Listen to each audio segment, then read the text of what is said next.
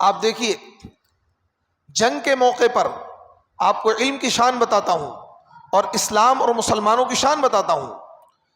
ایک موقع پر کسی کافر ملک سے جنگ ہونی تھی اور ان سے ایک معاہدہ ہوا تھا کہ اتنے دن تک ہم جنگ نہیں کریں گے آپس میں. تو اسلامی سلطنت کے غالباً جو حکمراں تھے انہوں نے کیا کیا، جیسے معاہدہ کل ختم ہونا ہے تو ایک دن پہلے ہی لے جا کے سرحد پر فوج ڈال دی، اور جیسے ہی صبح معاہدہ ختم ہوا انہوں نے اٹیک کر دیا اور سامنے والے ملک پر، اس کے علاقے پر قبضہ کر لیا.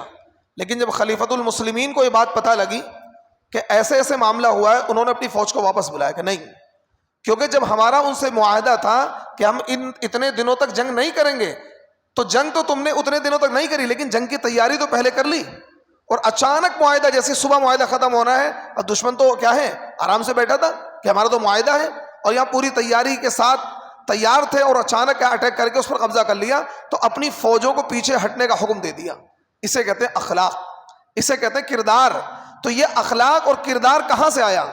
اس علم کے ذریعے سے آیا جس علم میں رب کا تعارف پہلے ہے، کیونکہ وہ علم انسان کو اخلاق سکھاتا ہے، کردار سکھاتا ہے. لیکن آج کا جو علم ہے، آج دنیا کے اندر سائنس ترقی پر ہے، علم ترقی پر ہے، لیکن اس علم نے انسان کی زندگی اور انسانی خون کی قیمت جانوروں سے بھی کم کر دی ہے.